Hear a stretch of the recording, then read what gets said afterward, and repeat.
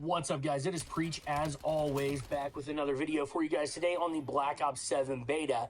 And today we are going to specifically be discussing the streaks in Black Ops 7 because there's a lot of controversy about them going on online, and I already gave a brief opinion about this in yesterday's video, but I want to make it the topic of today's video. And I'm sure you've already seen by the thumbnail or the title, however I go about that the question is really, are the streaks in Black Ops 7 overpowered? And I'm going to go ahead and give you my answer right up front instead of making you wait till the end of the video and then use the video to explain the answer. But before I do that, I do want to tell you guys, if you like the video, make sure you smash that thumbs up button, subscribe if you're new here, and turn those bell notifications on if you want to know every time I post a new video. The answer is yes. Yes, the streaks are overpowered in Black Ops 7, but I think that is a good thing. The streaks should be overpowered. That is the entire point of a kill streak. Now, let me explain. People have been complaining for a few years now, during this modern Call of Duty era, about how streaks are just not very good. Like, you have to do all this work to go on a long kill streak in the game or score streak in the game to earn these streaks, and then they end up just being mid-tier, not very good. Like, even the high-level ones that are hard to earn just don't do much for you within the game, and it's kind of disappointing, and it takes away one of the excitement about doing well.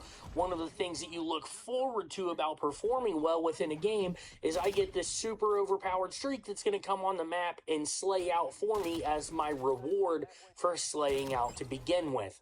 So streaks are supposed to be overpowered. Now, let's go in and talk about what the streaks are within this game. So we have the RCXD, you know, the little remote control car. That's pretty normal. We have a UAV. We have a skewer. We have a counter UAV. We have the Gravemaker sniper rifle that has a lot of controversy, and we might get to some specific talks on that. We have the Dog, DAWG, that walks around the map.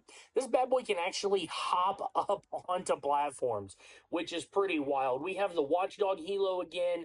The HKDs, which I've been calling the Raps because that's kind of what they remind me of. We have the Rhino suit, and then we also have the VTOL warship, which is the highest thing we have available to us within the beta. And I think there might have been something before the RCXD. Yeah, the Scout Pulse is the very first one that you have available.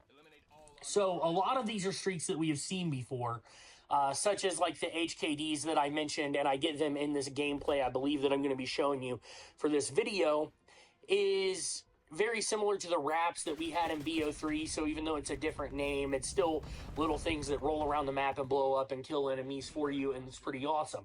The new streak that's truly new, we've never seen anything like this before, is the Gravemaker sniper rifle, which is a sniper rifle that you pull out, and it can shoot through walls, and you can see through walls. So basically it gives you wall hacks and the ability to shoot through the entire map with no cover giving any protection to anybody. So your only hope of protection is being able to move out of the way. And people are complaining that this is incredibly overpowered, and it is, and it should be.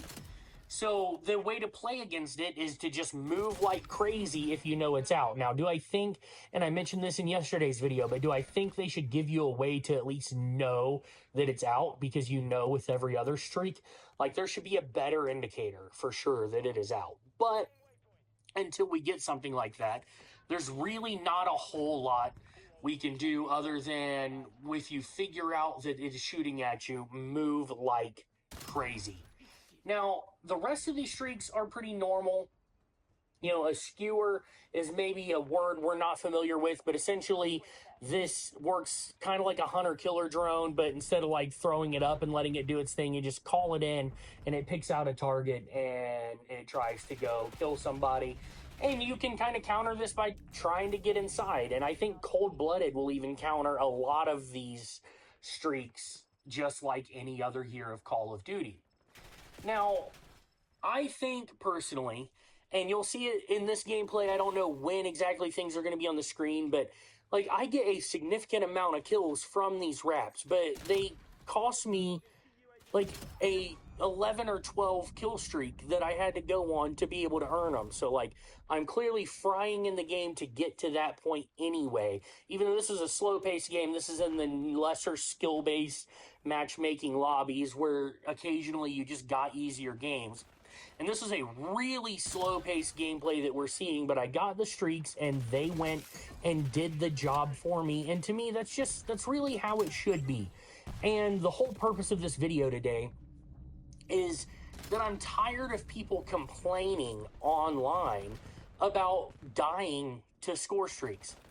Well, like, don't feed the other team score streaks then. That's why they exist. They earned them. But there is another part of streaks that I haven't got to before I get too totally on a soapbox. This year, there's a lot of things in the game that you can overclock. You can overclock your lethal, your tactical. You can overclock your streaks. You can overclock your equipment. And with the streaks, I'll just give you a couple of the overclocks without going into all of them.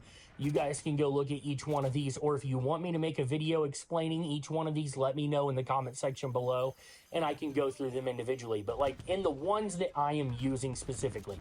So right now, I am running UAV, dog, HKDs.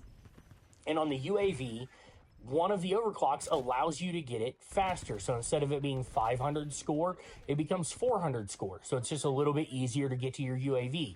The overclock on the dog I have, I think just gives it more battery life. So it lasts a little bit longer out on the map.